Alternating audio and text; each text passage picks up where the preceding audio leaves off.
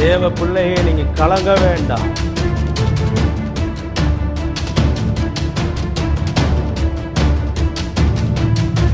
கர்த்தர் உங்கள் துக்கத்தை சந்தோஷமாய் மாற்றுவார். பலங்கொண்டு திடமனதாயிருங்கள். கர்த்தர் பெரிய காரியங்களை செய்வார்.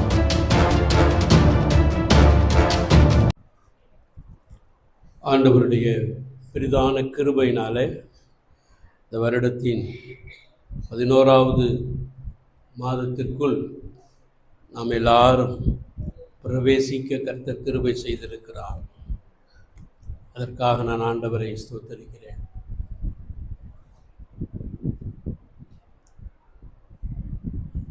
கர்த்தர் நல்லவர். நீங்களும் நானும் ஏதோ பெரிய பரிசுத்தவான்கள் என்றோ பெரிய நீதிமான் என்றோ கர்த்தர் நமக்கு ஆயுசு நாட்களை கூட்டி தரவில்லை, கிருபையாய் கூட்டி தந்திருக்கிறார். இந்த கிருபைக்கு நீங்களும் நானும் பாத்திரவான்களாக இருக்கணும். கிருபையை போக்கடித்து விடக்கூடாது.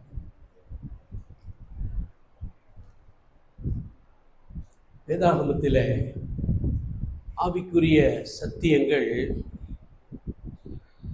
இந்த வேதம் இந்த ஆவிக்குரிய சத்தியத்தை போதிப்பதற்கு பல முறைகளை கையாள்கிறது. அதில் ஒரு முறை கேள்விகளை கேட்டு நம்மை சிந்திக்க வைத்து அதற்கான பதிலை அங்கே இங்கேன்னு அப்படியே அலசி ஆராய்ந்து அதை கண்டுபிடிக்க தூண்டுகிறது. அப்படி கேள்விகளுக்கு பதிலை கண்டுபிடித்து அதை ருசிக்கும் போது இருக்கிற சந்தோஷம் இருக்கு பாருங்க, அதற்கு நிகர் எதுவுமே இல்லை. ருசித்தவர்களுக்கு தெரியும் நான் பேசுவது என்னவென்று.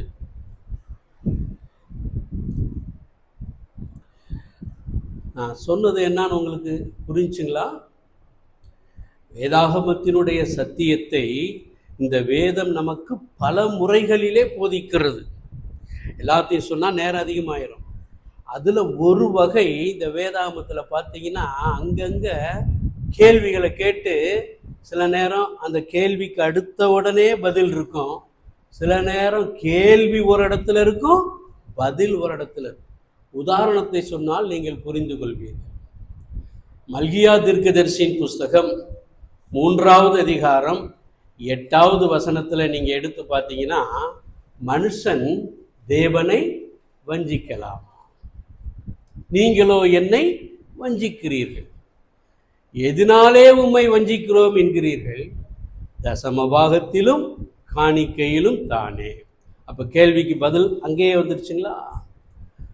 ஒரு 2 மாதத்துக்கு முன்னாடி நினைக்கிறேன், 15வது சங்கீதத்திலிருந்து ஒரு பிரசங்கத்தை நான் பண்ணினது எனக்கு ஞாபகம் இருக்குது, உங்களுக்கு ஞாபகம் இருக்கும். யார்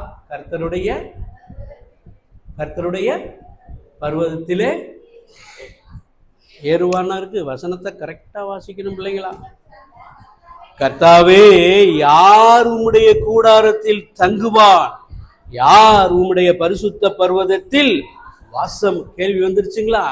பதில் எப்படியே வருது, உத்தமனும் உத்தமனாய் நடந்து நீதியை நடப்பித்து மனதார சத்தியத்தை அப்படியே போகுது. இப்போ இது கேள்வியை கேட்டு டைரக்டாக அங்கே ஆன்சர் வந்துடுது. இப்போ நான் ஒரு கேள்வி கேட்குறேன். யார் கேட்ட கேள்வினா, பிலாத்து இயேசுவை பார்த்து கேட்டது. சத்தியமாவது என்ன? எங்க கேட்டாரு? யோவான் சுவிசேஷம் 18வது அதிகாரம் 38வது வசனத்தில் இருக்கு. சத்தியமாவது என்ன? அவரும் கேள்வி கேட்டு போயிட்டாரு. ஆண்டவர் அங்கன பதில் சொல்லலை, அதுக்கு முந்தின அதிகாரத்திலே பதில் சொல்லியிருக்கிறார். சத்தியமாவது என்ன? யோவான் 17:17 உடைய சத்தியத்தினாலே அவர்களை பரிசுத்தமாக்கும் உம்முடைய. அப்ப சத்தியம்னா எதுங்க? வசனம் தான் சத்தியம்.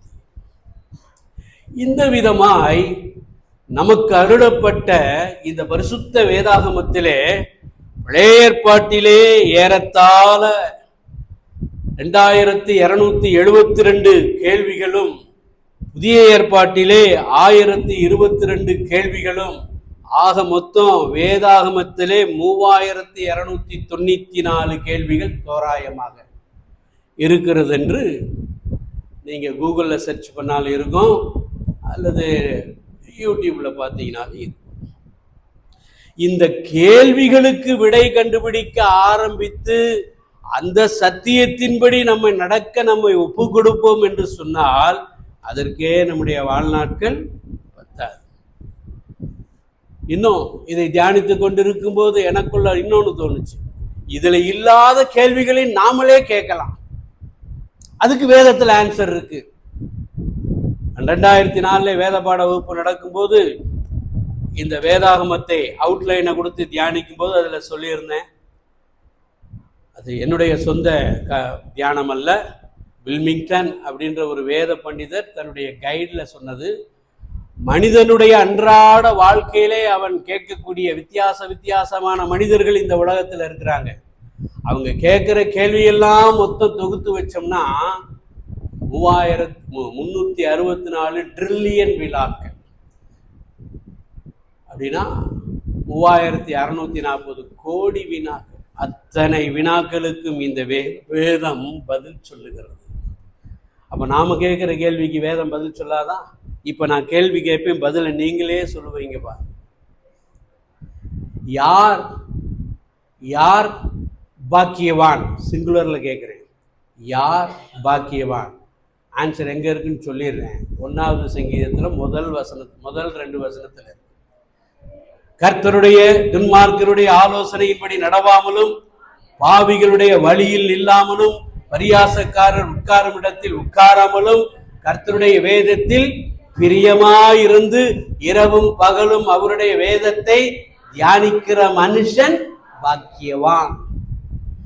இப்ப யார் பாக்கியவான்கள்? யார் பாக்கியவான், யார் பாக்கியவான்கள் கேள்வி வேதத்துல இல்ல. நாமளா கேட்டா அதுக்கு ஆன்சர் இருக்கு.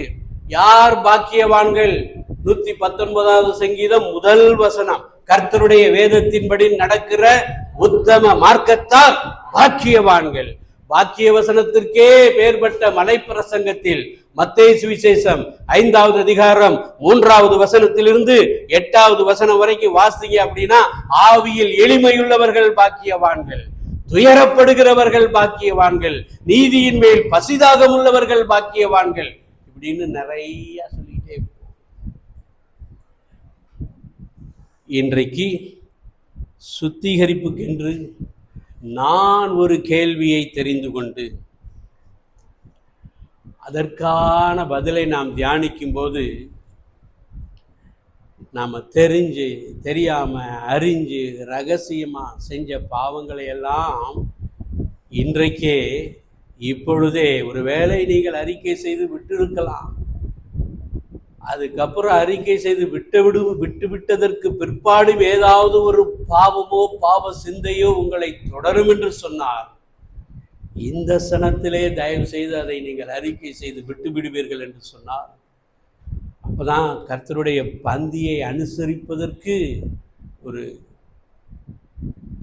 ஒழுங்கோடு கூட நாம் அனுசரிக்க முடியும். கர்த்தர் நமக்கு கிருபை செய்வாராக. 19வது சங்கீதம் 12வது 13வது வசனம், தன் பிழைகளை உணர்கிறவன் யார்? மறைவான குற்றங்களுக்கு என்னை நீங்கள், துணிகரமான பாவங்கள் என்னை அடியேனை விலக்கிக்கார். துணிகரமான பாவங்களுக்கு உமது அடியேனை விலக்கிக்கார், அவைகள் என்னை ஆண்டு கொள்ள ஒட்டாதிரும். அப்பொழுது நான் உத்தமனாகி பெரும் பாதகத்துக்கு நீங்களாக்கி இருப்பேன். அல்லேலூயா. பாவத்தினுடைய பரிணாம வளர்ச்சியை பார்க்கிறோம். இந்த 2 வசனத்துல பாவத்தினுடைய பரிணாம வளர்ச்சியை பார்க்கிறோம். என்ன பரிணாம வளர்ச்சி? பிழைகள், எரர் ஆங்கிலத்தில் சொல்லுவோம், அல்லது மிஸ்டேக்ஸ் சொல்லுவோம். அப்படின்னா என்ன? தெரியாம செஞ்சது, தெரியாம. அதை குறித்து நாம் விவரமாய் பிறகு தியானிக்கலாம். அடுத்து மறைவான குற்றங்கள், ஹிடன் ஃபால்ஸ். இந்த பிழைகளை நீங்கள் சரி செய்து கொள்வீர்கள் என்றால் அடுத்த பாவத்திற்கு நீங்கள் ஆளாக மாட்டீர்கள். ஆனால் பிழைகளை சரி செய்து கொள்ளாதபடி நீங்கள் இருப்பீர்கள் என்று சொன்னால் இந்த பிழைகளை அடுத்து மறைவாய் செய்யக்கூடிய ஒரு தருணத்திற்குள்ளாக தள்ளப்படுவீர்கள். இந்த ரகசிய பாவம் உங்களை ஆட்கொண்டு விடும். மூன்றாவது ஒன்ன பார்க்கிறோம், துணிகரமான பாவம். முந்தின பாவம் ரகசியமாய் செய்து கொண்டிருந்த பாவம். இந்த ரகசிய பாவத்தை நீங்கள் நானும் உணராவிட்டால் நம்முடைய மனசாட்சி மழுங்கடிக்கப்பட்டு துணிகரமாய் ரகசியமாய் எதை செய்தோமே அதையே வெட்ட வெளிச்சமாய் எல்லாருக்கு முன்பாக இருதயத்தின் துணிவு நிமித்தம் செய்ய ஆரம்பித்து விடுவோம்.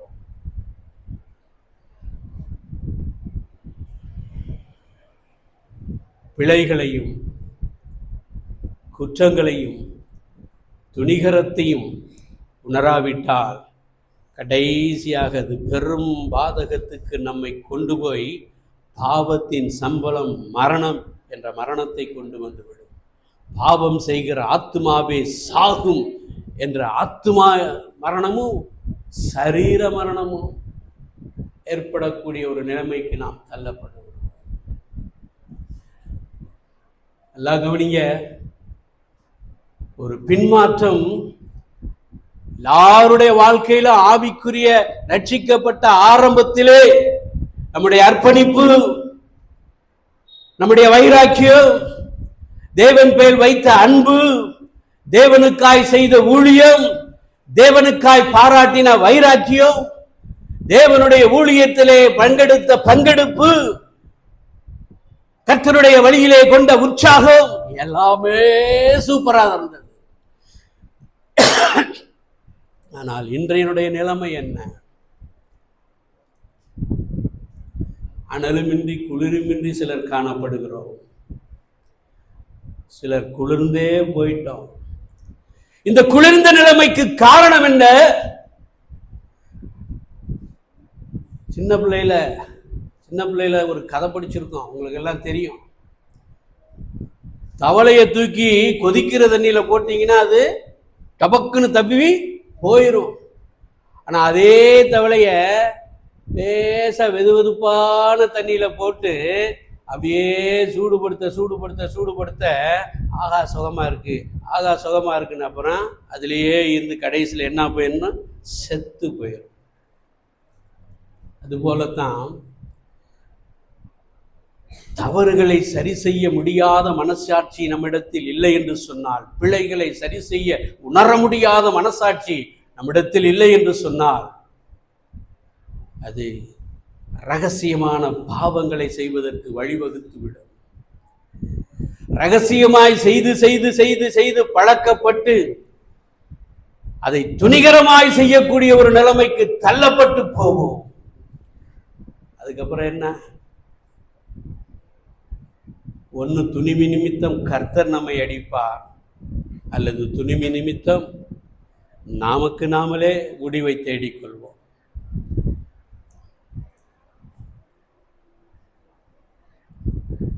நீதிமானுடைய வளர்ச்சியும் அப்படித்தான் இருக்கிறது.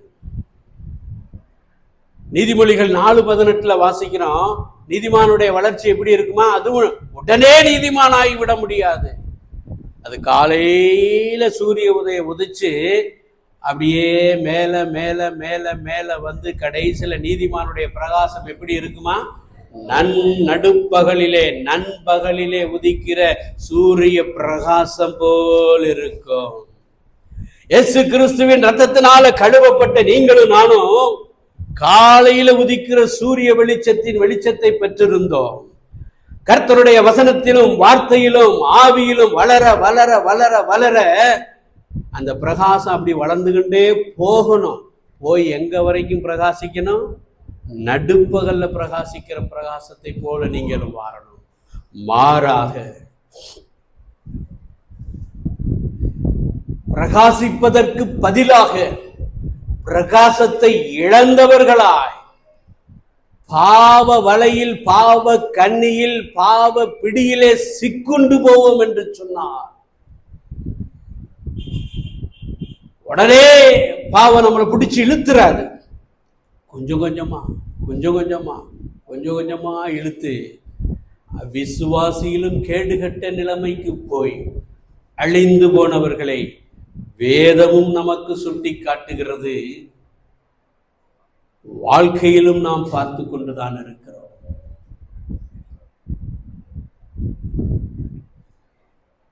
இந்த பரிணாம வளர்ச்சியை நாம் பார்க்க போறோம். தன் பிழைகளை உணர்கிறவன் யார்? எங்கெங்க பிழைய உணர்ற இடம்? நம்ம சரீரத்துல பிழைய உணர்ற இடம் எதுங்க? மனசாட்சி அல்லது இருதயம். மனசாட்சி அல்லது இருதயம். அப்ப இந்த மனசாட்சி எப்படி இருக்கணும்? ஒரு சின்ன லேசான பாவம் செய்யும் போதே இந்த மனசாட்சி எப்படி இருக்கணும்? படக்கு படக்கு படக்கு படக்கு படக்கு படக்குன்னு அடிக்கணும்.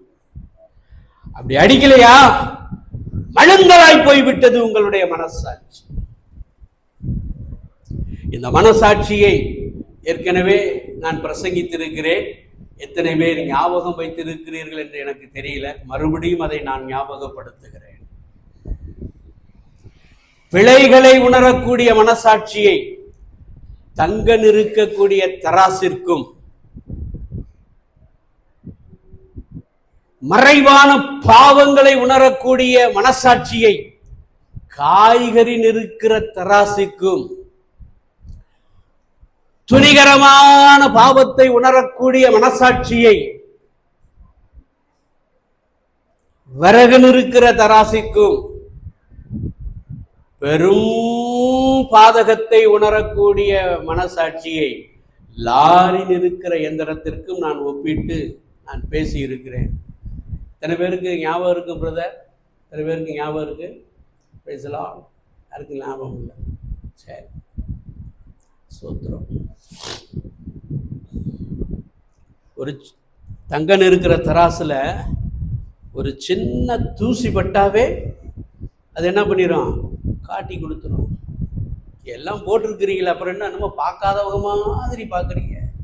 எல்லாம் தங்க கடைக்கு போயிருக்கிறீங்க, தங்க தராசு பார்த்துருக்கிறீங்க. அந்த தராசுல, அதாவது மில்லிகிராம், நம்முடைய பாவத்துல சின்ன பாவம் பெரிய பாவம்லாம் இல்லை, புரிகிறதற்காக சொல்லுகிறேன். நம்முடைய பாவத்தின் அளவு மிக சிறியது. மிக சிறியதுன்னா என்ன? ஒரு சின்ன பொய், ஒரு தவறான சிந்தனை, ஒரு தவறான எண்ணம். இன்னும் வாயில பாவம் செய்யல, செயல்ல பாவம் செய்யல, ஆனா எங்க இருக்குது? அது சிந்தையில தான் இருக்கு. இதை யார் அறிய முடியுமா? யாரும் அறிய முடியாது. யார் அறிவா? நாம் அறிவோம், கர்த்தர் அறிவோம்.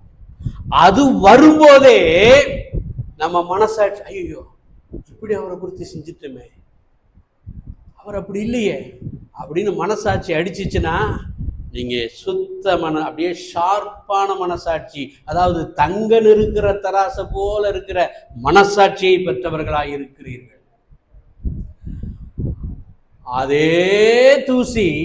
அதே தூசியான பாவம் 1, 2, 3, 4, 5 வரிசையா செஞ்சு இவ்வளோ பெரிய 50 கிராம் சைஸுக்கு வந்துருச்சுன்னு வைங்க, அல்லது 100 கிராம் 200 கிராம், அரை கிலோ 1 கிலோ சைஸுக்கு வந்துருச்சுன்னு வைங்க, அந்த பாவத்தை எதில் அளக்க முடியாது? அந்த தராசு ஒடிஞ்சு போயிடும். அந்த தராசு எதைத்தான் அளக்க முடியும்? காய்கறி இருக்கிற தராசில் தான் அது உணர முடியும். அந்த கிலோகிராம் கணக்கில், அது கிராம் கணக்கில் பாவம் செஞ்சீங்கன்னா, அப்பையும் உணர்வடையாமல் இந்த பாவம் சேர்ந்து சேர்ந்து சேர்ந்து சேர்ந்து சேர்ந்து சேர்ந்து 20 கிலோ 30 கிலோ 50 கிலோ அப்படி போகுதுன்னு வைங்க, அந்த பாவத்தை காய்கறி தராசில் நிற்க முடியுமா? அதை எதில் தான் நிற்க முடியும்? விறகு இருக்கிற தராசில் தான் நிற்க முடியும். அதுக்கு மேலாக அப்பையும் உணர்வடையாம, ஏன் உணர்வடையாம இருக்குன்னா, துர்க்கிரியைகளுக்கு ஏற்ற தண்டனை கிடைக்கல. உடனே என்ன பண்றோம்? இதனால் என்ன, அதனால் என்ன, நேற்று இதை செய்தேன், ஒன்று நடக்கல. ஒரு மாசமா அதை செஞ்சுக்கிட்டு இருக்கேன், எனக்கு எந்த தண்டனையும் வரல. ஒரு வருஷமா அதை செய்யறேன், எதுவும் வரல. அப்ப இருதயம் என்ன ஆயிரும்? கடினமாயிரும். மனசாட்சி மழுங்கல் மழுங்கல் மழுங்கல் ஆகி கடைசியில டன்னு கணக்கில் பாவம் செய்ய ஆரம்பிச்சிருவான். அந்த பாவத்தை நிறுக்க இந்த 3 தராசுனாலேயும் முடியாது. லாரி நிறுக்கிற எந்திரத்தில் போய் நிறுத்தினா தான் அதை உணர முடியும். நீங்கள் எந்த நிலைமையிலே காணப்படுகிறீர்கள்? தன் பிழைகளை உணர்கிறவன் யார்? 119வது சங்கீதம் 34வது வசனத்துல அந்த சங்கீதக்காரன் ஒரு ஜெபத்தை பண்ணுகிறான். அது என்ன ஜெபம்? வாசிங்க. 119வது சங்கீதம் 34வது வசனம். கர்த்தாவே எனக்கு உணர்வை தாரும். எதுக்கு அவர் கேட்கிறாரு? அப்பொழுது நான் உமது வேதத்தை பற்றி கொண்டு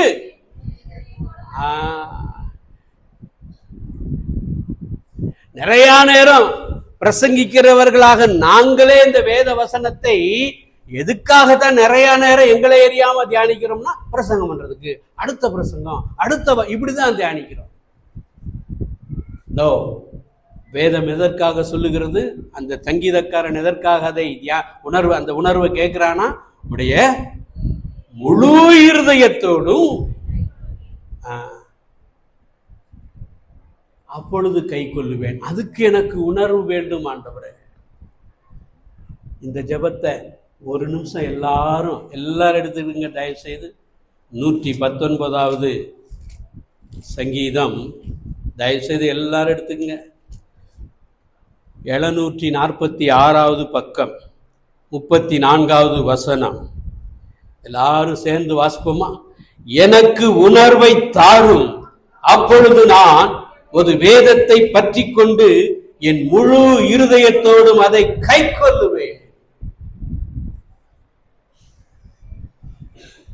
வெளிப்படுத்தல் 1:3 அப்படித்தான் வாசிக்கணும். இந்த வேதத்தை வாசிக்கிறவனும் அதை கேட்கிறவனும் அதன்படி செய்கிறவனும் நடக்கிறவனுமே பாக்கியவான் என்று எழுது. அன்பானவர்களே, பாரத்தோடு இந்த செய்தியை நான் தியானித்தேன். பாரத்தோடு பகிர்ந்து கொண்டிருக்கிறேன். உணர்வடைவோம். தன் பிழைகளை உணர்வடைகிறவன் யார்? மற்றவங்கள் அல்ல. அவங்கவுங்க கர்த்தருடைய பந்திக்கு வரும்போது அப்படித்தானே சொல்லப்பட்டிருக்கு. நம்மில் ஒவ்வொருவனும் தன்னைத்தானே சோதித்து அறிந்து இந்த அப்பத்தை புசித்து இந்த பாத்திரத்தில் நாமளே சோதிக்கணும். மத்த 7:4 நினைக்கிறேன், 4-5 தெரியல. நம்ம கண்ணில் என்ன இருக்கு? உத்திரமே இருக்கு. 4-5 சிஸ்டர்? 3 மத்த 3-4 4-5 என்னையவே குழப்பிடுவீங்க போல இருக்கு. வாசிங்க. 7வது அதிகாரம். வாசிப்பா. கண்ணில் பெரிய மரக்கட்டு. சிலருக்கு புரியாது. உத்தரம்னா அவங்க பாட்டுக்கு போயிடுவாங்க. அதுக்கு ஒரு அகராதி போடணும்னு நான் ஒரு யோசித்து வச்சிருக்கிறேன். இந்த காலத்து தலைமுறைகள், தமிழே தெரியாம வளர்ற தலைமுறைகள் இப்ப இருக்கிறாங்க. பிரதியுத்தரமாக சொல்லுங்க மக்கா அப்படின்னா என்ன? பிரதியுத்தரமாகனா என்ன? நீங்க சொல்லாதீங்க. நீங்க அடுத்த தலைமுறை, இப்ப இருக்கிற இந்த படிக்கிற நிறைய பேருக்கு தெரியாது. யவன ஜனம் உங்களையும் பாதி பேருக்கு தெரியாது. நிறைய வார்த்தைகள் இருக்கு தெரியாம. அது உள்ள போகணும். உள்ள போய் எதையோ தேடுறீங்க. இந்த மாதிரி வேதத்துல தெரியாத வார்த்தைகளை தேடுங்க மக்கா, தேடுங்க. கர்த்தர் உங்களை ஆசீர்வதிப்பார். நம்ம கண்ணுல உத்தரம் இருக்கும்போது அடுத்தவங்க கண்ணுல என்னதான் இருக்கு? தூசி இருக்கு. ஸ்பெக், தினூண்டு தூசி இருக்கு. அதை போய் எடுக்கட்டுமா? நம்மளை பார்க்கவே பூரா இப்படிதான் பார்ப்போம்.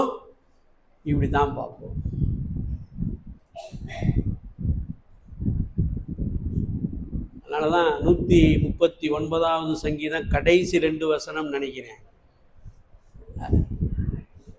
வாசிங்க 130.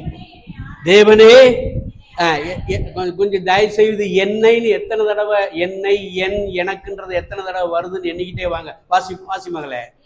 தேவனே என்னை ஆராய்ந்து என் இருதயத்தை அறிந்து கொள்ளும், என்னை சோதித்து என் சிந்தனைகளை அறிந்து கொள்ளும், வேதனை உண்டாக்கும் வழிகள் உண்டோ என்று என்னிடத்தில் உண்டோ என்று பார்த்து என்னை நடத்தும். 2 வசனத்துல எத்தனை என்னுடைய போறாரு?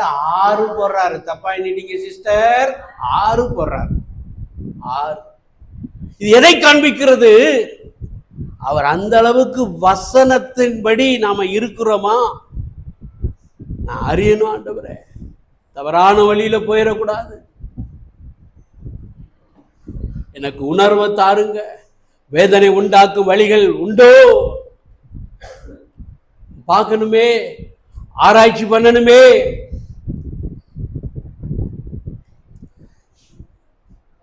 நிறைய பேருக்கு தவறான செயல்களும் தவறான வார்த்தைகளை பேசுவதும் தான் பாவம் நினைச்சுக்கிட்டு இருக்கோம். நம்ம சிந்தனையிலேயே பரிசுத்தம் காணப்பட வேண்டும். நம்முடைய சிந்தனை எப்படிப்பட்ட சிந்தனையாயிருக்கிறது?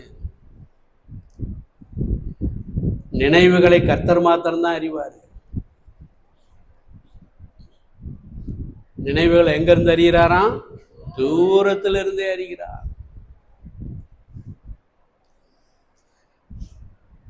தாவீதுக்கு கூட சவுலினுடைய வஸ்திர தொங்கலை அறுத்து கொண்டு, அதாவது ஒரு செயலை செய்யும் போதுதான், கர்த்தரால் அபிஷேகம் பண்ணப்பட்ட ஒரு மனுஷன் மீது ஒரு செயலை செய்யும் போது அவனுக்கு மனசாட்சி படக் படக்குன்னுச்சு.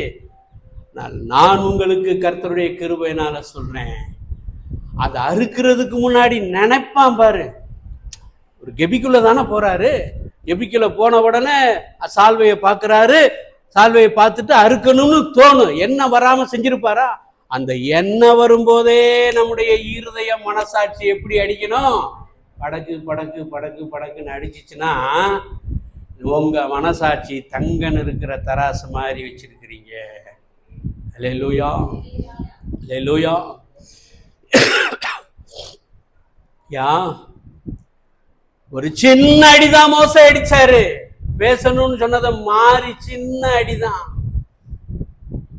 சின்ன அடி.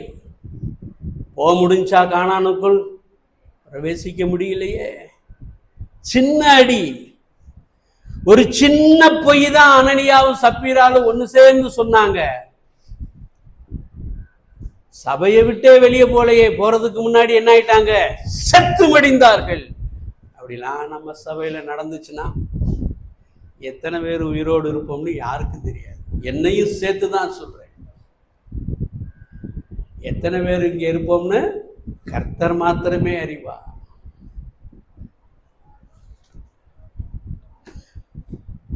நீங்க படிக்கிற பிள்ளைங்க இந்த கமா பங்க்சுவேஷன் இதெல்லாம் நடத்தும் போது சொல்லி கொடுத்துருப்பாங்க. கமாவை ஒரு ஜட்ஜு ஒரு குற்றவாளிக்கு தண்டனையிலிருந்து, தூக்கு தண்டனையிலிருந்து விடுதலை பண்ணி அவனை விடுதலை பண்ணுங்கன்னு சொல்லி ஆர்டர் அடிக்கிறார். அவர் ஆர்டர் அடித்து கொடுக்கும்போது என்ன சொல்கிறாரு? இது ஆங்கிலத்தில் சொன்னாதான் புரியும், தமிழில் சொல்ல முடியாது. இதை hang him not comma save him. இப்போ தமிழில் சொல்கிறேன், அவனை தூக்கில் இடாதே கமா அவனை காப்பாத்து. இதுக்கு என்ன அர்த்தங்க? அவனை தூக்கில் இடாதே கமா அவனை காப்பாற்று. இந்த டைப்பிஸ்ட் தான் ஜட்ஜ்மெண்ட்லாம் அடிப்பாங்க சரிங்களா? அவர் அடிக்கும்போது என்ன பண்ணிட்டாரு? Hang him comma not save him அப்படின்னு அடிச்சு விட்டார். அவருடைய அர்த்தம் என்ன தெரியுங்களா? அவனை தூக்கில் போடு, அவனை. ஒரு ஜட்ஜ்மெண்ட்டே மாறிடுச்சா? எதனால? சின்ன கமானால. பல வருடங்களுக்கு முன்பாக ஒரு ஆவிக்குரிய பத்திரிகை படிக்கும்போது அதிலே ஒரு சம்பவத்தை படித்தேன். ஆகாய விமானத்தை ஃப்ளைட்டை அசம்பிள் பண்ணிக்கிட்டு இருக்கும்போது கடைசியாக ஃபினிஷிங் ஸ்டேஜில் அந்த சிக்னல்லாம் பாஸ் பண்ணுற கொடுக்கக்கூடிய அந்த சாஃப்ட்வேரை ஃபிக்ஸ் பண்ணக்கூடிய ஒரு ஸ்க்ரூவை ஃபிக்ஸ் பண்ணிட்டாக வேலை முடியுது. அப்போ ஒருத்தன் சொன்னானா, டீ சாப்பிட்டு வந்து அதை பார்த்துக்கலாம்ப்பான். எல்லாரும் சேர்ந்து டீ சாப்பிட போயிட்டாங்க. டீ சாப்பிட்டு வந்ததுக்கு அப்புறமேலு டீ சாப்பிடும்போதும் போகும்போதும் வரும்போதும் பரிசுத்தமான வார்த்தைகளாக பேசிட்டு போவாங்க. பூரா என்னதையோ பேசுனதுனால வந்து ஸ்குருவை மாட்ட வேண்டிய வேலையை விட்டு மறந்துட்டு அதை செக் பண்ணாங்களா பண்ணலையோ, கடைசியில் அந்த விமானம் பறந்து சென்று விபத்து. இது கதையல்ல, நடந்த சம்பவம். நம்ம ஊரில் ஒரு சம்பவம் நடந்துச்சு இல்லையா, செகண்டராபாத்தில். ஆமாம், நடந்துச்சு. ஆக இதற்கு காரணம் ஒரு சிறு ஸ்க்ரூ, இத்தினூண்டு ஸ்க்ரூ, அதை கனெக்ட் பண்ண முடியாததுனால ஒரு பெரிய விபத்தை சந்தித்தது. சின்ன பொய் தானே, சின்ன அடி தானே. சிலர் அப்படி போகிற போக்கில் போய் பேசிட்டு போவாங்க. போகிற அவங்களுக்கு என்ன வசனம் தெரியல. பொய்யரும் எது பங்கடைவாங்க, அக்கினி கடல்ல பங்கடைவாங்கன்ற வசனம் அவங்களுக்கு தெரியல. வேத வசனத்தை அதிகமாய் படியுங்கள் பிரியமானவர்களே. அதிகமாய் படிக்க படிக்க படிக்க தான் இதில் சரியா இருக்கேன், இதில் நான் தவறி இருக்கிறேன்னு சொல்லி வேதம் நமக்கு நம்மை காட்டக்கூடிய ஒரு கண்ணாடி. வேத வசனம் நம்முடைய அகத்தை காட்டக்கூடிய ஒரு கண்ணாடி. வீட்டில் மாட்டிருக்கிற கண்ணாடி நம்முடைய புறத்தை காட்டக்கூடிய கண்ணாடி. நேராக ஜீவி இருக்குமா, பவுடர் போட்டிருக்குமா, எல்லாம் நல்லா இருக்கான்னு இதெல்லாம் செக் பண்ணுறதுக்கு அந்த கண்ணாடி. ஆனால் வேதவசனமாகிய கண்ணாடி நம் எதை காட்டும்? அகத்தை காட்டும். இன்னைக்கு போய் உட்காந்து பாருங்க, அப்படியே இருதயம் முழுவதும் இருட்டா இருக்கா, இல்லை கொஞ்சோண்டு வெளிச்சம் இருக்கா, இல்லை கொஞ்சம் அப்படியே பிரைட்டா இருக்கா, முழுவதும் பிரகாசமாக இருக்குன்னு சொன்னால் நான் ஒத்துக்கிற மாட்டேன். அது அண்டை போய் ஆகாசப்பை. நம்ம எல்லாரும் இப்போ என்ன தான் பண்ணிட்டு இருக்கிறோம்? வளர்ந்து கொண்டு தான் போய் கொண்டிருக்கிறோம். யாரிடமாவது விளையாட்டுக்கு போய் சொல்லியிருக்கிறீங்களா? அது விபரீதமாய் மாறி இருக்கிறதா? யோசித்து பாருங்க. சும்மா நான் பாட்டுக்கு விளையாட்டுக்கு சொன்னேன் பிரதர், அவன் போய் அங்க சொல்லி இங்க சொல்லி அது பெரிய பிரச்சனையாவே மாறிடுச்சு. நடந்திருக்கா? யோசித்து பாருங்க. நடந்திருக்கா? நடந்திருக்கும் எல்லாருடைய வாழ்க்கையிலும்.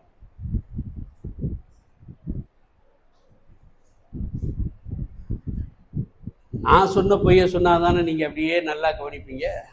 ஆமா ஆமா, ஏன்னா தன் பிள்ளைகளை உணர்கிறவன் யாருன்னு பிரசங்கம் பண்ணிவிட்டு நான் உங்களவே சொல்லிக்கிட்டு இருந்தா நீங்க இந்த வந்துட்டாரியா அப்படின்பீங்க. ரோட்டில் வாக்கிங் போயிட்டு இருந்தோம், ரவுண்ட் ரோட்டில் என்னுடைய இன்னொரு நண்பரை குறித்து இன்னொரு மூன்றாவது நண்பர் ஏத்து அவரு வாக்கிங் வர்றாரு. நான் இப்படி போறேன், அவர் இப்படி வர்றாரு. இந்த மூன்றாவது நண்பரை குறித்து கேட்கிறாரு, அவன் எப்படி இருக்கான், ரொம்ப நாள் ஆச்சு அவனை பார்த்து, ரொம்ப நாள் ஆச்சு. அது ஏங்க, நான் எனக்கு பார்க்கவே இல்லை, அவனை அடிச்சு விட்டேன். அது என்னங்க, அதேமாதிரி அவருக்கு சுகர் அதிகமாக போய் ஆஸ்பத்திரியில் இருப்பாருன்னு நினைக்கிறேன், அப்படிதான் கேள்விப்பட்டேன்னு அடிச்சு விட்டேன். அடிச்சு விட்டு நான் கிராஸ் பண்ணிட்டேன். நான் யாரை சுகரில் அடிபட்டு ஆஸ்பத்திரியில் இருக்கிறான்னு சொன்னோன்னா அவரே வர்றாரு, ஏத்தாப்புல வர்றாரு. என்னப்பா இப்பதான் உனக்கு அந்த சார்லஸ்ட கேட்டேன், அவன் என்னமோ நீ சுகர் இருக்க ரொம்ப இதாகி ஆஸ்பத்திரியில எல்லாம் இருக்கிற மாதிரில சொன்னான். அவன் கிடக்கிற பொய்காரம் பையன். எப்படி சிரிக்கிறீங்க பாருங்க. ஆஹா, இது ரொம்ப வருஷத்துக்கு முன்னாடி நடந்தது. நான் வாலிபர்லாம் இப்பதான் சிரிக்கிறேன்.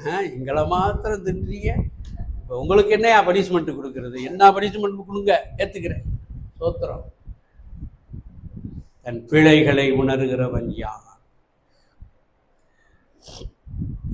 இந்த பிழைய உணர்ந்தாச்சுன்னா அடுத்த பாவத்துக்கு போக முடியாது. அடுத்த பாவத்துக்கு தமிழில் தான் பேசுகிறேன், ஆனால் புரிய மாட்டேங்குது. அப்படித்தானக்கா? புரியுதாக்கா? ஓகே. பிழைகளை உணர்கிறவன் யார்? மறைவான குற்றங்களுக்கு சின்ன சின்ன தப்பை செஞ்சாலே இப்ப அதையே எங்க போய் செய்வாரு? மறைவானதுக்கு போவார். இதுக்கு மறுபடியும் இந்த செல்போனை தான் உதாரணம் சொல்ல வேண்டியதா இருக்கு. வேற எதை சொல்ல வேண்டியதா இருக்கு? ராத்திரில மறைவான நேரம் இளைஞர்களுக்கு, வாலிபர்களுக்கு எது? ராத்திரி நேரம். எல்லாம் எப்படா தூங்குறாங்கன்னு தூங்கலையடா தம்பி, தூக்கம் வரலமா? தூக்கம் வரல, சரிடா நான் படுக்கிறேன்டா தம்பி, சீக்கிரம் தூங்குமா? அவங்களை எல்லாம் தூங்கிட்டு இவர் ராத்திரில உட்காந்து அப்படி அந்த ராத்திரில உட்காந்து அப்படி ஓரத்தில் போய் லைட் வெளிச்சம் அம்மாவுக்கு படக்கூடாது, அப்பாவுக்கு படக்கூடாது, அண்ணனுக்கு படக்கூடாது, அக்காவுக்கு படக்கூடாது, யாருக்கும் படக்கூடாது ஒதுங்கிடுவான். ஒதுங்கி என்ன பார்ப்பாங்கன்னு உங்களுக்கு தான் தெரியும். ரட்சிக்கப்பட்டு அபிஷேகம் பண்ணப்பட்ட எனக்கு தெரிந்த திருமணமான ஒரு வாலிபன் ஆபாச படங்களை பார்த்து கொண்டிருந்தார். யார் அவரு? ரட்சிக்கப்பட்டவர், அபிஷேகம் பெற்றவர், திருமணமும் ஆனவர். அப்ப எல்லா சுகத்தையும் அனுபவிச்சுக்கிட்டு இருக்கிறவரு எதை பார்க்கிறாரு? ஆபாச படத்தை பார்க்கிறார். நாங்க அதெல்லாம் பார்க்க மாட்டோம் எங்கய்யா, ஆனா சீரியல் பார்ப்போம், ஜோக்கு பார்ப்போம், ரீல்ஸ் பார்ப்போம், மீம்ஸ் பார்ப்போம். இவங்க வாயை திறந்தாவே எதுதான் வரும்? வடிவேல் டயலாக் தான் வரும். ஏன்னா பூரா அதுதான் ஆக்கிரமிச்சிருக்கிற அந்த இதுல பூரா ரீல்ஸ்லையும் மீம்ஸ்லையும். தீபாவளிக்கு பஸ் பூரா சிட்டி, சென்னையும் வெறிச்சோடி போயிடுச்சு, பெங்களூரும் வெறிச்சோடி போச்சு, அதுக்கு இதைத்தான் போடுறான், வடிவேல் மீம்ஸ் தான் போடுறான். சோத்திரம். அல்லேலூயா. ரொம்ப சீரியஸா பேசிட்டு இருக்கணும், கொஞ்சம் சும்மா நல்லா சிரிங்க. அல்லேலூயா, அல்லேலூயா. அந்த காலத்துல, அதாவது இந்த செல்போன்லாம் வர்றதுக்கு முன்னாடி, நல்லா கவனிக்கிறாங்க, இவங்களை பார்த்தே பேசுறேன். சோத்திரம். இதைத்தான் மக்கா நான் விரும்புறேன். அதாவது இன்னைக்கு விதைச்சு விட்டேன்னா இப்ப கிரிய செய்யலைனாலும் உன் ஆகாரத்தை தண்ணீர் மேல் போடு, அநேக நாட்களுக்கு பின்பு அது கிரிய செய்யும். அந்த விசுவாசம் எனக்கு இருக்கு, அதனால நான் விதைச்சு விட்டுறேன். அது நிச்சயமாய் ஒரு நாள் பலன் தரும். பலன் தராம போகவே போகாது. எங்க விட்டேன்? அந்த காலத்துல போன் வரும். அதுலயும் வெளியூர்ல இருந்து ஒரு போன் வருது அப்படின்னா வீட்டில் இருக்கிற அண்ணன், அப்பா, தங்கச்சி பூரா கிட்டக்க அந்த போனு கிட்ட வந்து ஸ்பீக்கரை போட்டு விடுங்கப்பா, எல்லாரும் ஒரேதான் கேட்கலாம், ஒரேதான் பேசி முடிச்சிடலாம்ல. இன்னைக்கும் சில ஆளுங்க பேசுவாங்க, இங்க அக்காட்ட கூட அவர்கிட்ட முதல்ல இருந்து ஆரம்பிப்பாரு, என்ன எப்படி இருக்க, பள்ளிக்கூடத்துக்கு போறியா, ஸ்கூலுக்கு போறியா, அதுக்கு போறியா. அங்க அம்மாட்ட கூட என்னம்மா நீங்க எப்படி இருக்கீங்க. இதை ஸ்பீக்கர்ல போட்டு விட்டா எல்லாரும் ஒரே நேரத்தில் கேட்டுருவாங்க, நேரமும் மிச்சம். அந்த காலத்துல அப்படி செய்வாங்க. போன் வந்த உடனே எல்லாரும் எதை நோக்கி வருவார்கள்? இந்த காலத்துல போன் வரும். வாலிப தம்பி, தும்பி, நங்கையருக்கு போனை தூக்கிட்டு ஓடுவா 1 கிலோமீட்டருக்கு. என் பேத்தியா எங்க தூங்கிடுச்சா? 1.25 வயசு ஆகுதுங்க. அவங்க அம்மா அப்பா வீடியோ காலில் வருவாங்க, இவங்க வாங்கின உடனே இப்படியே தூக்கிட்டு போறாங்க. அது குழந்தை, ஆனா அந்த மென்டாலிட்டி வருது பாருங்க. இப்பயே வாங்கின உடனே செல்ல தூக்கிட்டு தனியா போனீங்களா?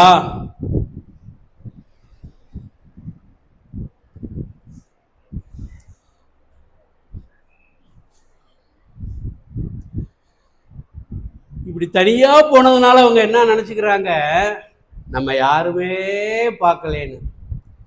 நம்ம யாருமே பார்க்கலேன்னு நினைச்சு பாவம் செஞ்சது போத்திபாரின் மனைவி. தனியா இருக்கிறோம், யாருமே இல்லை அப்படின்னு எப்படி பார்க்கிறான்? சுற்றிலும் பார்த்தார். ஆனால் இளைஞனோ, யோசேப்பு வாலிபனோ எங்க பார்த்தாரு? மேல பார்த்தாரு, மேல பார்த்தாரு. இந்தம்மா செல்வ திரட்சியினாலும் பெரிய பதவி, ஒரு நாட்டினுடைய ஆளுகை செய்தவனுடைய மனைவினால சுத்திலும் தான் பார்க்க முடிஞ்சுச்சு, மேல பார்க்க முடியல. ஆனால் யோசேப்பு எங்க பார்த்தாரு? மேல பார்த்தாரு. இன்னைக்கு நியூஸ்ல எல்லாம் வரும்,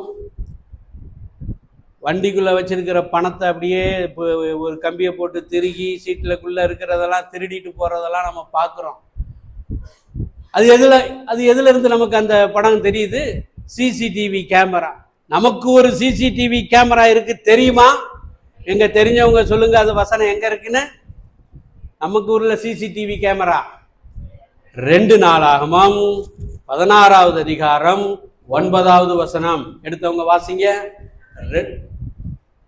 தம்மை பற்றி உத்தம இருதயத்தோடு இருக்கிறவர்களுக்கு விளங்க பண்ணும்படி கர்த்தருடைய கண்கள் பூமி எங்கும்.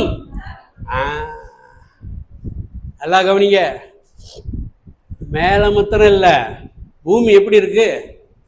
உருண்டையா இருக்கு. அப்ப சுத்திலும் கர்த்தருடைய கண்கள் உலாவி கொண்டிருக்கிறது. அல்லேலூயா, அல்லேலூயா.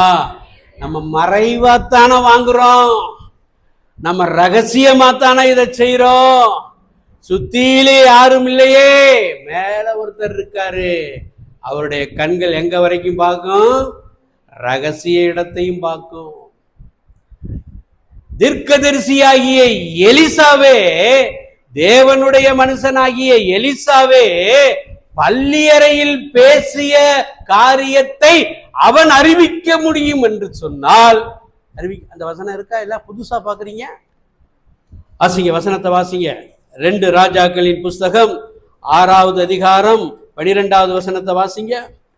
2 ராஜாக்கள் 6:12.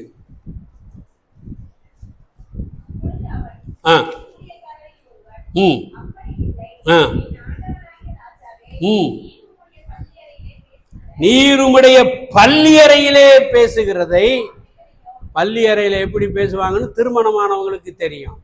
ரகசியமா பேசுவாங்க, மெல்ல பேசுவாங்க. அதையே தேவனுடைய மனுஷன் அறிய முடியும் என்று சொன்னால், மறைவான பாவங்களை செய்வோம் என்று சொன்னார். வானத்திற்கும் பூமிக்கும் சகல அதிகாரங்கள் படைத்த தேவன், எல்லாரையும் உற்று நோக்கும்படி பூமி எங்கும் உலாவிக் கொண்டிருக்கிற கண்களை உடைய தேவன் பார்க்காம இருப்பாரா? அவருடைய காந்திக்கு மறைவானது ஒன்றுமில்லை. 139ஆம் சங்கீதத்துல பாத்தீங்கன்னா, படுத்தாலும் அங்க இருக்கிறீங்க, உட்கார்ந்தாலும் அங்க இருக்கிறீங்க, நான் வானத்துக்கு மேல போனாலும் அங்க இருக்கிறீங்க, பூமியின் கடையாந்தரத்துக்கு போனாலும் அங்கேயே இருக்கிறீங்க, என் வாயில சொல்லு பிறவாததுக்கு முன்னாடியே அதை அறிஞ்சு வச்சிருக்கிறீங்க. உமக்கு மறைவாக நான் எங்கே ஓடுவேன் ஆண்டவரே? அல்லேலூயா, அல்லேலூயா.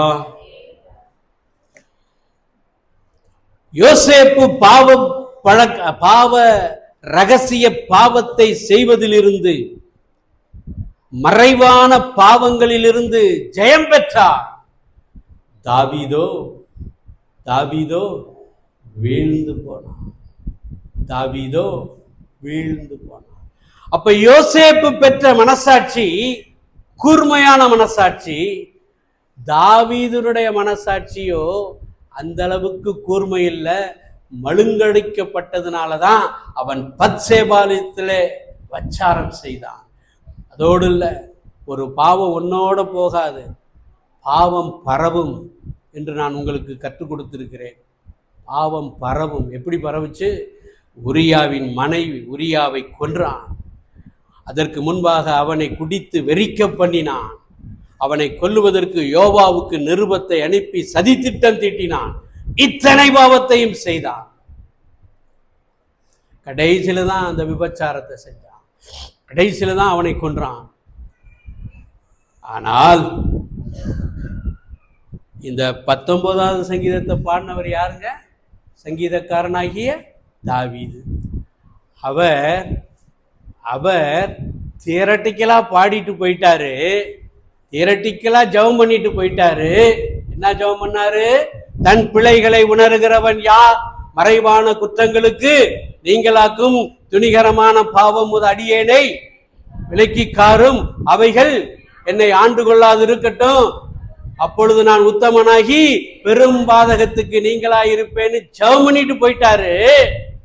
ஆனால் அந்த ஜெபத்தை 51வது சங்கீதத்துல பத்சேபாலிடம் பாவம் செய்த பிற்பாடு நாத்தான் தீர்க்கதரிசியின் மூலமாக உணர்த்துவிக்கப்படும் போது உணர்வடைந்தான்.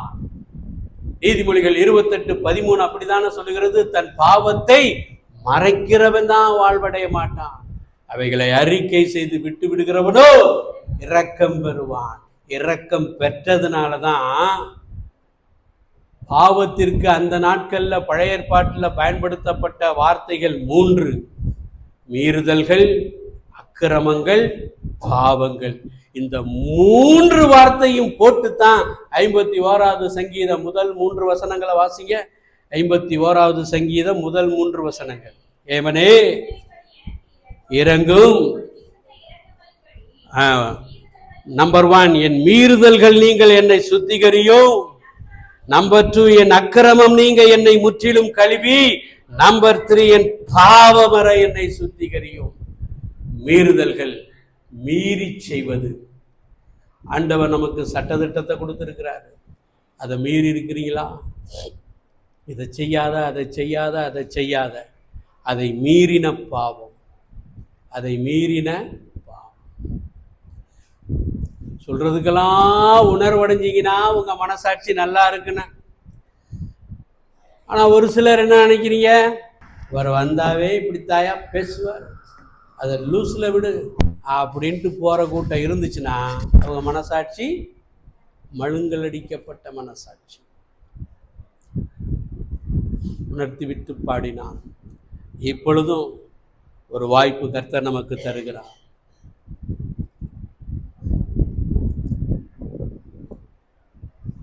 பை மிஸ்டேக்கா, பை எரரா சின்ன சின்ன பாவத்தை செஞ்சிருக்கிறோமா, அறிக்கை செய்து விட்டு விடுங்க. அந்த சின்ன சின்ன பாவத்தை செஞ்சு பழகுனதுனால ஐயோ நல்லா இருக்கே, ஒரு அற்பமான சுகத்தை தருதே அப்படின்னு நினைச்சு ரகசியமாய் போய் அதை தொடர்ந்து கொண்டு இருக்கிறோமா? உணர்வடையுங்கள், உணர்வடையுங்கள், உணர்வடையுங்கள். தெரியாம தெரியாம தம்மடிக்க பழகுன பழக்கம்தான் மறைவாய் போய் அடிக்க தோணும். அதை அடிச்சு பழகுனவனுக்கு கடைசியில் வீட்டுக்குள்ளேயே இருந்து கட்டுக்கட்டா வண்டியா புகை ஊதி தள்ளுவாங்க. நண்பர்களோடு அக்கேஷனலாக போய் குடிக்க போனவங்க தான் வீட்டிலேயே எல்லாத்தையும் வச்சு குடிக்க ஆரம்பிச்சிருவாங்க. அதுதான் 3வது பாவம், துணிகரமான பாவம். பிழைகளையும் மறைவான பாவங்களையும் இந்த மனசாட்சி உணர தவறும் என்று சொன்னால் அடுத்து அவனுடைய இருதயம் எதை செய்ய தூண்டும்? துணிகரமாய் அந்த பாவத்தை செய்ய தூண்டும்.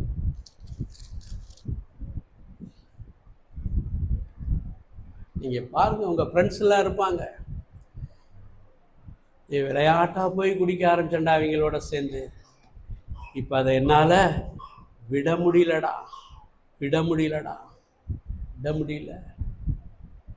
இப்ப ஃபங்க்ஷனுக்கு குடிக்க ஆரம்பிச்சிட்டேன்டா. முந்திலாம் எப்பயாவது ஒரு தடவை குடிச்சேன். இப்ப ஃபங்க்ஷனுக்கு அவங்க வந்துடுறாங்க. படாத்து ஒதுக்குப்புறத்துல போய் குடிப்போம்னு சொல்லி மறைவான பாவத்தை செய்ய ஆரம்பித்தேன். இப்ப குடிச்சு 20-25 வருஷம் ஆயிடுச்சு. என்னால குடிக்காம இருக்க முடியல. என் கைகள் நடுங்குகிறது. டாக்டர் சொல்லிட்டாரு. டாக்டர் அவங்களுக்கு ஏற்ற டாக்டர் இப்போ வந்துட்டாங்க. நீங்க உடனே குடிய நிறுத்திடாதீங்க. நிறுத்திங்கன்னா என்ன பண்ணுவீங்களா? செத்து போ, பாவத்தை அறிக்கை பண்ணிட்டு செத்து போ. ஆமென். வீட்டில் 50 பேரையும் வச்சு காலையில் ஒரு பக்கு, மதியம் ஒரு பக்கு, நைட்டு ஒரு பக்கு, மொடா குடியனா 24 hours 365 days குடிக்கிற துணிகரமான பாவத்தை செய்து கொண்டிருக்கிறவர்கள் ஒருவேளை இங்கே இருப்பீர்கள் என்று சொன்னார், தயவு செய்து உங்க காலை பிடிச்சு கூட கேட்கிறேன், மனம் திரும்புங்கள், மனம் திரும்புங்கள். ஏன் அப்படின்னா, இந்த துணிகர பாவம் மரணத்தையே கொண்டு வந்துவிடும். பாவத்தின் சம்பளம். ஒரு ஆவிக்குரிய ஒரு துணிகரமான பாவத்தை சொல்லி நான் முடிக்க இருக்கிறேன். ஒரு 5 அல்லது 7 நிமிடத்தில் முடிச்சிடறேன். தயவு செய்து கவனிங்க. எல்லாருக்கும் நன்றாய் தெரிந்த சம்பவம் தான். 2 சாமுவேலின் புஸ்தகம் 6வது அதிகாரம் 6-7. கொஞ்சம் வசனத்தை வாஸ்திரியா. 2 சாமுவேல் 6வது அதிகாரம் 6-7. அவர்கள் நாகோனின் களம் இருக்கிற இடத்திற்கு வந்தபோது மாடுகள் மிரண்டு பெட்டியை அசைத்தபடியினால் ஊசா தேவனுடைய பெட்டியினிடமாய் தன் கையை நீட்டி அதை பிடித்தான். அப்பொழுது கர்த்தருக்கு ஊசாவின் மேல் கோபம் உண்டது. அவருடைய துணிவு நிமித்தம் தேவன் அவனை அங்கே அடித்தார். அவன் அங்கே தேவனுடைய பெட்டி எண்ணெயிலே செத்தான்.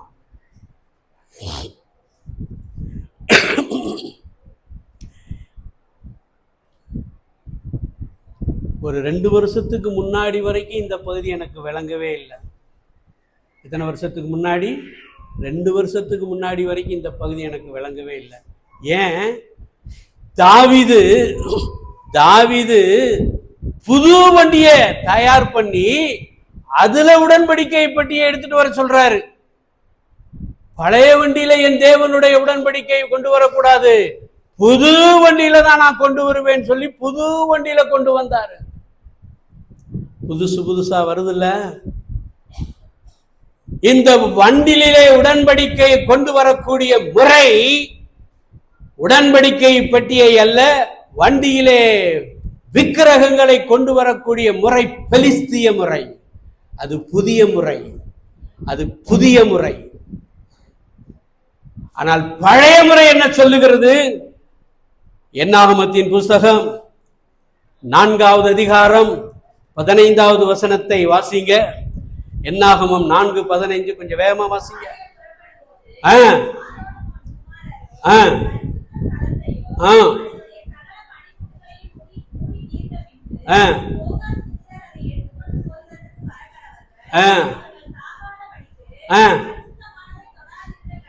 தொடாதிருக்க கடவர்கள். சுமை இதுவே. அந்த உடன்படிக்கை பற்றி எப்படி கொண்டு வரணும்? சோல்ல சுமந்துட்டு வரணும். எதுல கொண்டு வரக்கூடாது? வண்டியில, பழைய வண்டினாலும் சரி புது வண்டினாலும் சரி, அதுல கொண்டு வரக்கூடாது. புது வண்டி செஞ்சது தப்பா? வேத முறைப்படி தவறு. பழையவைகள் நியாயப்பிரமாண முறைப்படி கர்த்தர் சொன்னது. அந்த லேவியர்கள் தான் அதை சுமக்கணும், ஆசாரியர்கள் தான் அதை சுமக்கணும், கோகாத் புத்திரர் தான் அதை சுமக்கணும். லேவியர்கள் பனிமுட்டுக்களை சுமக்கணும், அதுல கோகாத் புத்திரர் தான் இந்த உடன்படிக்கை பட்டியை சுமக்கணும்.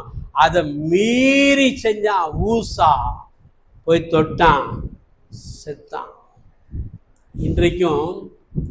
இன்றைக்கும் ஆனால் தாவீதினுடைய குமாரனாகிய சாலமோன் சரியா செஞ்சார். எங்க செஞ்சாரு? 1 ராஜாக்களின் புஸ்தகம் 8வது அதிகாரம் முதல் 4 வசனத்தை வாசிங்க. 1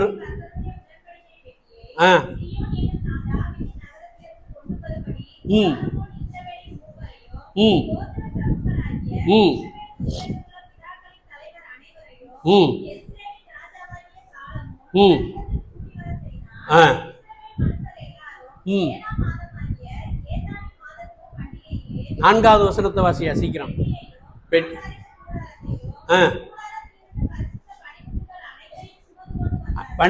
நிறுத்தி, அந்த வார்த்தைக்கு தான் நான் வந்துகிட்டு இருக்கிறேன். வேகமா வாசிட்டு போயிடுறீங்க.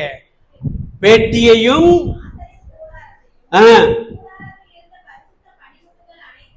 சுமந்து வந்தார்கள். என் பிள்ளைக்கு ஞானமே இல்லை, அவன் சின்ன வயசுலயே ராஜாவாயிட்டான்னு அவங்க அப்பா ஜெபம் பண்ணாரு. ஆனா ஞானம் இல்லாம செஞ்சது யாரு? தாவீது தான் ஞானம் இல்லாம செஞ்சிட்டாரு. ஆனா சாலமோன் ஞானி இந்த விஷயத்துல, மற்ற பாவத்துல அவன் விழுந்துட்டான், இந்த விஷயத்துல அவன் ஞானமாய் செய்தான். அப்படி செய்ததனுடைய விளைவு என்ன இறங்குச்சு? 10வது 11வது வசனத்தை வாசியா.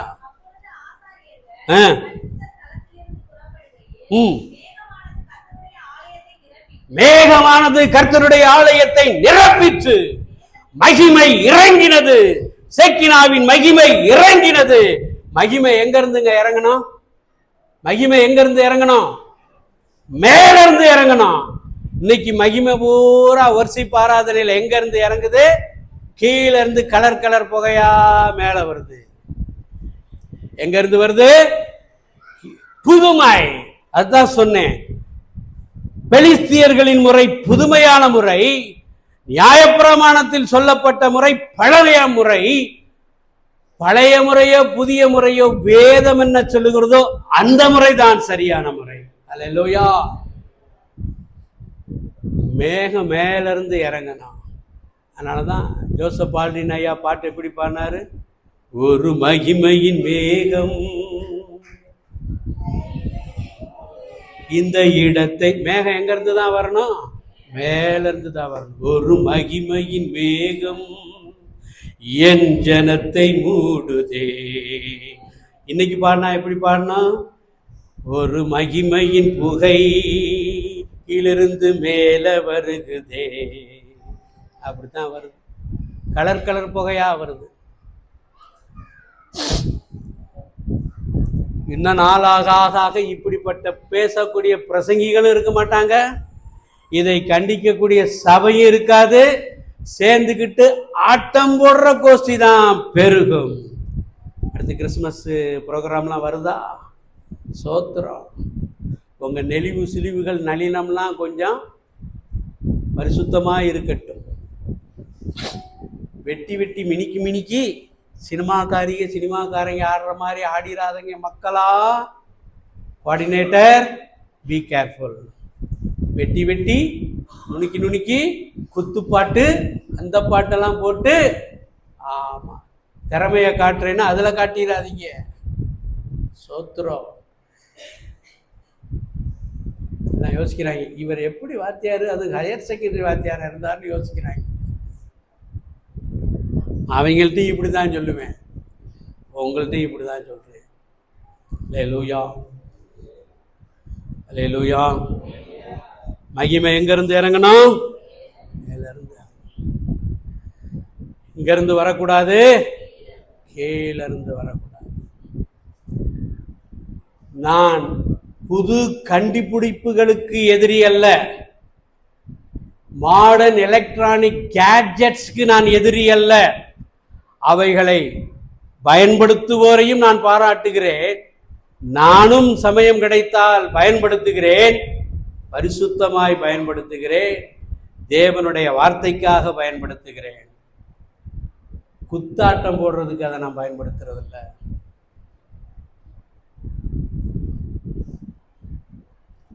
வர்ஷிப் என்ற பேரிலே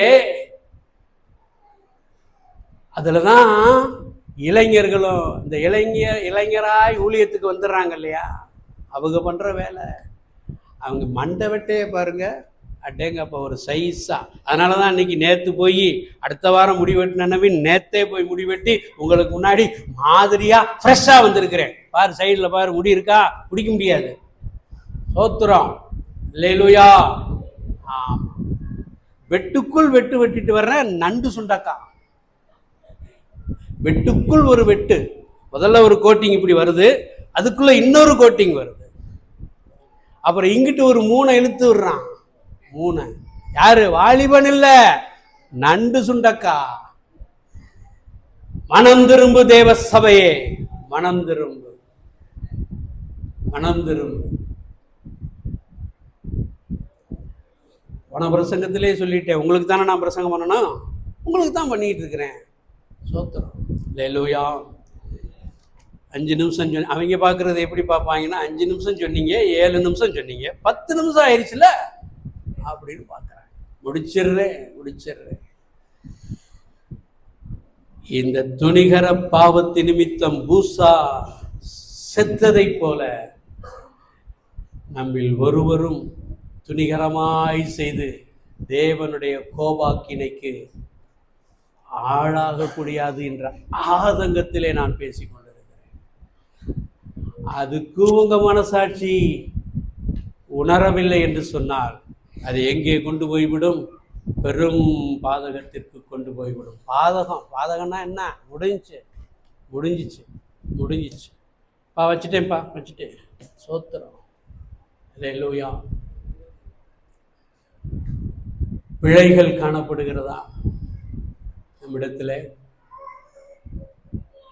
குற்றங்கள் தனியாய் மறைவாய் செய்கிற குற்றங்கள் காணப்படுகிறதா?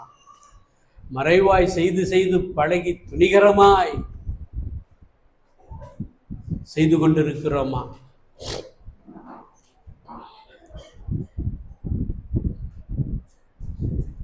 கொஞ்சம் யோசித்து பாருங்க. எல்லாரும் அப்படியே முழங்கால் படிக்கணும். எல்லாரும் முழங்கால் படிக்கணும்.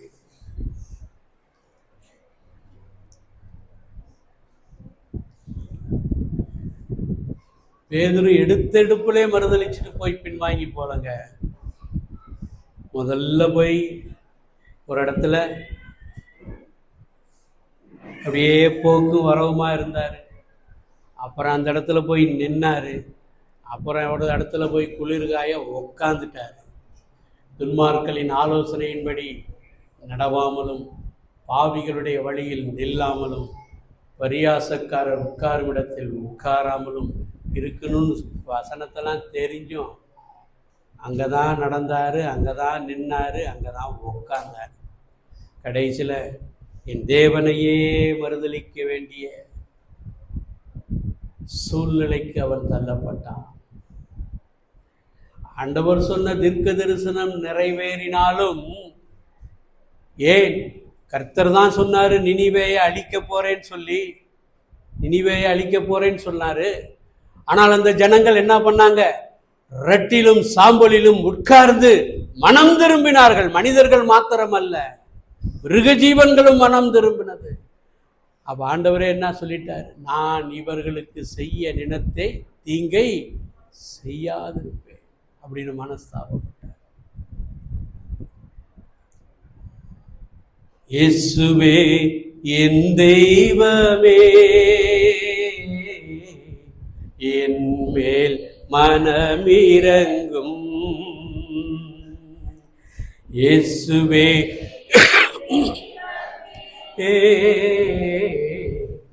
என் மேல் மனமிரங்கும். நான் பாவம் செய்தேன், உம்மை நோகச் செய்தேன். நான் பாவம் செய்தேன், உம்மை நோகச் செய்தேன். உம்மை தேடாமல் வாழ்ந்து வந்தேன். உம்மை தேடாமல் வாழ்ந்து வந்தேன். என்னை மன்னியும் தெய்வமே, இந்த விசை மன்னியுமே. இயேசுவே என் தெய்வமே, என் மேல் மனமிரங்கும். உம்மை மறுதலித்தே பின்வாங்கி போனேன்.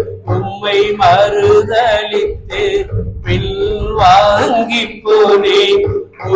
வல்லமை இழந்தேனையா, வல்லமை இழந்தேனையா. என்னை மன்னியும் தெய்வமே, இந்த ஒரு விசை மன்னியுமே. இயேசுவே என் தெய்வமே, என் மேல் மனமிரங்கும்.